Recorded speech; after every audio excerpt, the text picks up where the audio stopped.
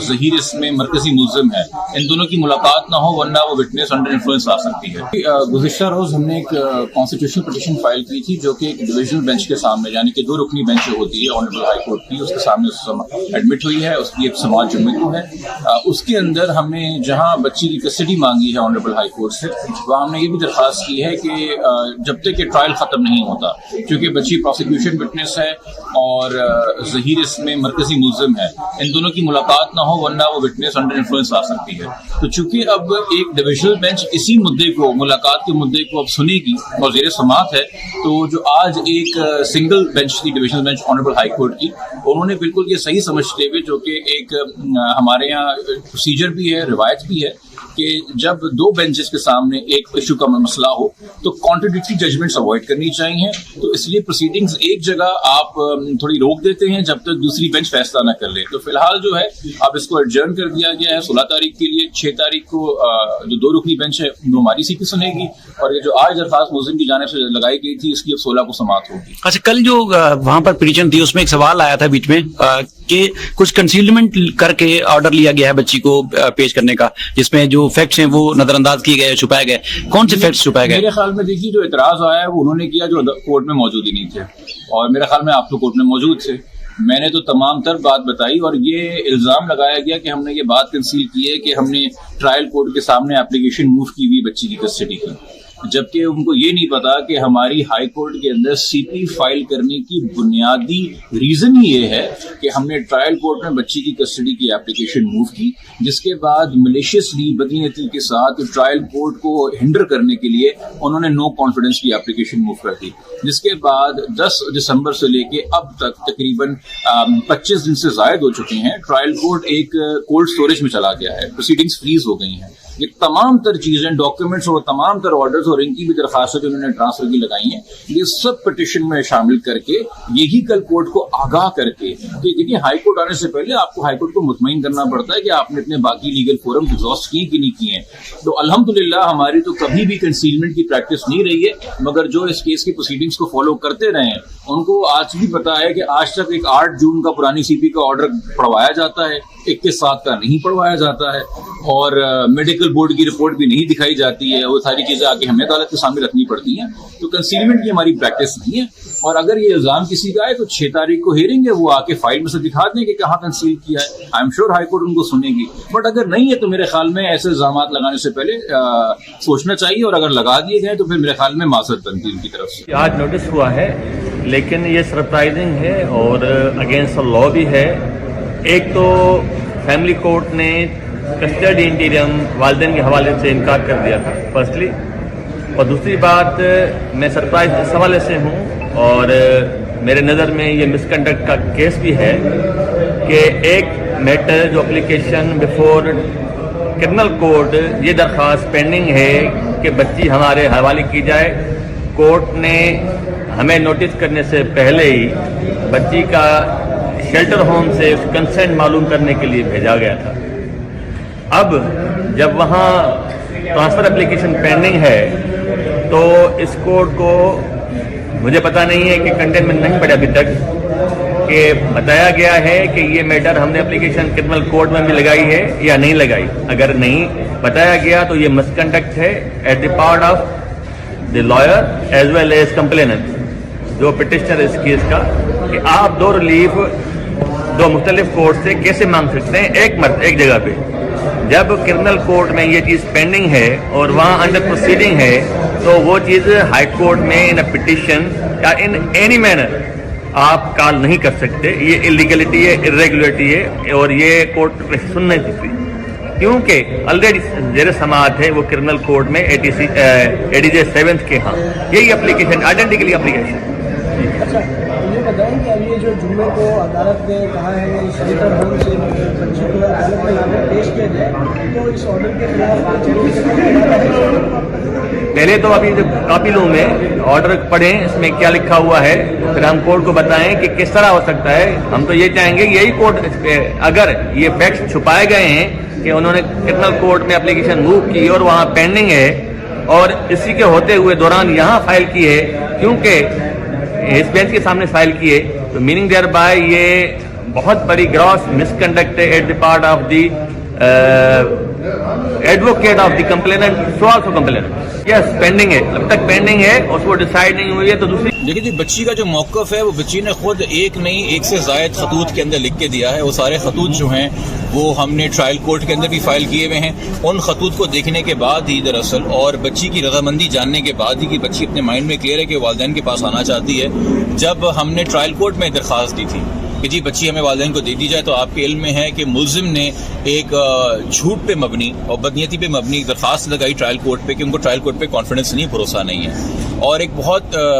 गलत बात इस तरह से की कि एक तो उन्होंने दरख्वास्त में झूठ बोला कि जी हमें बच्ची के मेडिकल सर्टिफिकेट की सर्टिफाइड कॉपी नहीं दी जा रही, जबकि 8 दिसंबर को वो सर्टिफाइड कॉपी का ऑर्डर ग्रांट हो गया था और 10 दिसंबर को ये एप्लीकेशन लगा के 2 दिन बाद ही झूठ बोल रहा है कि जी हमें कॉपी नहीं दी जा रही, तो वो तो on the face of it झूठ है। फिर उन्होंने कहा कि जी आपने नोटिस कर दिया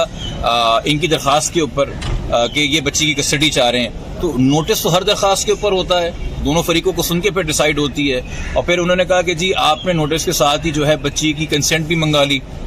शेल्टर होम से, तो ये तो बड़ा बायस बिहेवियर है। तो हमने उस वक्त भी जज साहब को याद दिलाया और जब ट्रांसफर एप्लीकेशन डीजे साहब के पास चलेगी तो हम वहाँ पे भी एविडेंस रखेंगे कि 8 अगस्त को जब ये JM 26 के सामने मोहतरम जज के सामने केस था, तो इसी मुल्जिम ने एक दरख्वास्त दी थी कि मुझे बच्ची से मुलाकात करनी है, और उसके ऊपर बगैर हमें सुने हुए नोटिस हुआ था 11 अगस्त को, और 11 अगस्त को ही हमें सुने बगैर जो है उसके ऊपर कॉल कर ली गई थी बच्ची की कंसेंट। और हमने नहीं जाके कहा था JM साहब को कि आपका बायस बिहेवियर है या ये आप अनफेयर हमारे साथ ट्रीट कर रहे हैं। नॉर्मल प्रोसीजर की बातें हैं, एग्जैक्ट सेम ये प्रोसीजर, एग्जैक्ट सेम ये रिलीफ ऑलरेडी अक्यूज दे चुका है इस केस में अदालत से। एग्जैक्ट सेम चीज जब हम कर रहे हैं तो जजेस की बदनीयती की बात आ गई। तो फिर हम वो ये कहना चाह रहे हैं कि जो उन्होंने अगस्त में रिलीफ लिया था अपने लिए, ये एप्लीकेशन ग्रांट करवाई थी या नोटिस लिया था, वो बदनीयती पे मबनी था। ये सारी बातें खैर ट्रांसफर एप्लीकेशन जब सुनी जाएगी 5 जनवरी को उसकी डेट है, वो वहाँ पे मामला डिसाइड होगा। फिलहाल ये कि 6 तारीख को अब यहाँ पे समाता है। हेबियस कॉर्पस की एक एप्लीकेशन फाइल की है, पिटिशन फाइल की है 491 CRPC और 199 के तहत, जिसके अंदर बुनियादी तौर पे हमने दरख्वास्त अदालत से ये की है कि चूँकि जो इसमें पिटिशनर्स हैं मेहदी कासमी साहब और फाहिमा कासमी साहिबा वालिदैन बच्ची के, उनकी बच्ची वापस वालिदैन के घर आना चाहती है। इस हवाले से मेडिकल एक्सपर्ट्स जो हैं उन्होंने भी अपनी रिपोर्ट दी है, जिसमें उन्होंने कहा है कि बच्ची वालिदैन के पास आना चाहती है। बच्ची ने खुद अनगिनत ख़त लिखे हैं वालिदैन को, हर जब भी मुलाकात होती है वो ख़त देती है मज़ीद, वो भी रिकॉर्ड के ऊपर हैं। तो इसलिए और चूँकि फैमिली कोर्ट के अंदर जो मामलात हैं, जो कि एविडेंस के पूरे मामलात हैं, वो बहुत टाइम लेते हैं। तो इस चीज़ को देखते हुए कि एक लेथार्जी है हमारे लीगल सिस्टम में इनहेरेंट, और बच्ची के एजुकेशन लॉस भी हो रहा है, फिजिकल मेंटल हेल्थ का भी लॉस हो रहा है, तो एक जुरिस्डिक्शन है इस अदालत के पास कि बच्ची की कस्टडी दे सके वालिदैन को, तो उसकी बुनियादी तौर पर दरख्वास्त है। और उसके बाद जो मजीद प्रेयर ये है कि अगर बच्ची की कस्टडी वालिदैन को दी जाती है तो जो ट्रैफिकिंग के लॉज हैं, जिस लॉज के तहत इस केस की समाअत भी हो रही है ट्रायल कोर्ट में, उसमें इस तरह की बच्चियों को उनके घरों पे फिर राउंड द क्लॉक सिक्योरिटी भी दी जाती है। तो वो सेकंड पार्ट हमारी दरख्वास्त का है कि एक बार अगर बच्ची वालिदैन के पास आती है तो जो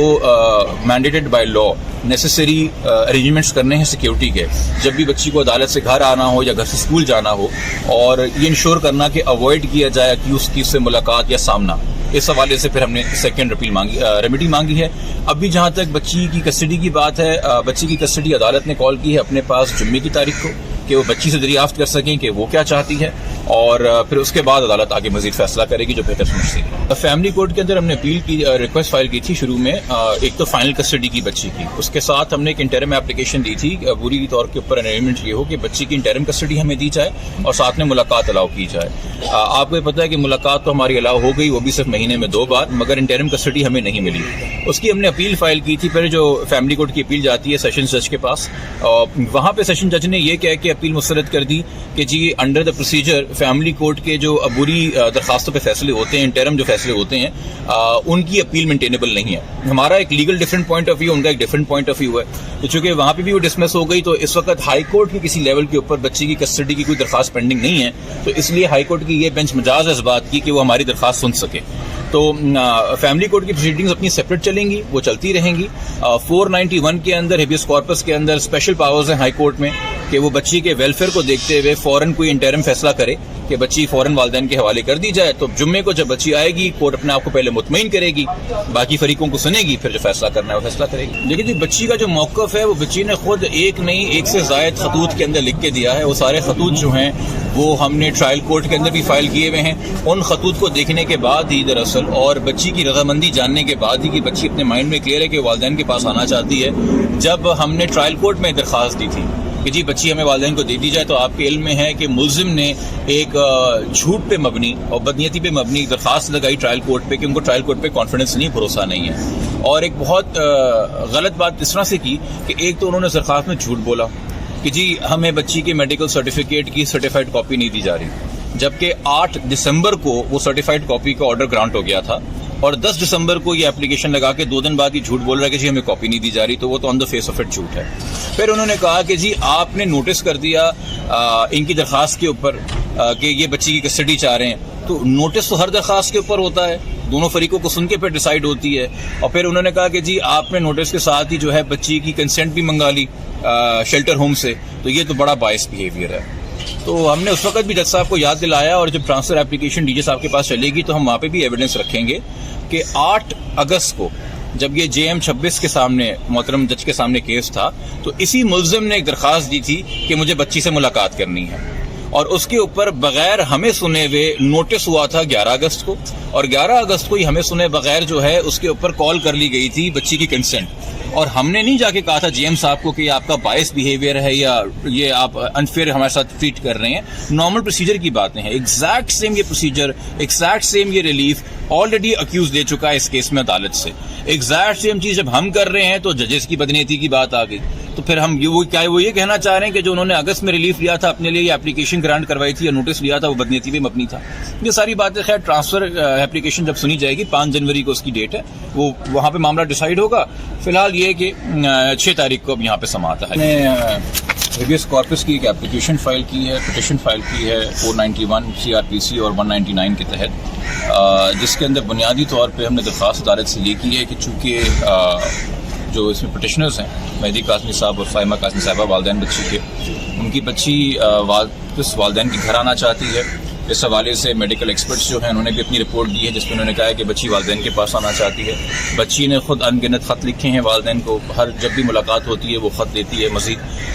وہ بھی ریکارڈ کے اوپر ہیں. تو اس لیے, اور چونکہ فیملی کورٹ کے اندر جو معاملات ہیں جو کہ ایویڈنس کے پورے معاملات ہیں وہ بہت ٹائم لیتے ہیں, تو اس چیز کو دیکھتے ہوئے کہ ایک لیتھارجی ہے ہمارے لیگل سسٹم میں انہیرنٹ, اور بچی کے ایجوکیشن لاس بھی ہو رہا ہے, فزیکل مینٹل ہیلتھ کا بھی لاس ہو رہا ہے, تو ایک جورسڈکشن ہے اس عدالت کے پاس کہ بچی کی کسٹڈی دے سکے والدین کو, تو اس کی بنیادی طور پر درخواست ہے. اور اس کے بعد جو مزید پریئر یہ ہے کہ اگر بچی کی کسٹڈی والدین کو دی جاتی ہے تو جو ٹریفکنگ کے لاز ہیں, جس لاز کے تحت اس کیس کی سماعت بھی ہو رہی ہے ٹرائل کورٹ میں, اس میں اس طرح کی بچیوں کو ان کے گھروں پہ پھر راؤنڈ دا کلاک سیکورٹی بھی دی جاتی ہے. تو وہ سیکنڈ پارٹ ہماری درخواست کا ہے کہ ایک بار اگر بچی والدین کے پاس آتی ہے تو جو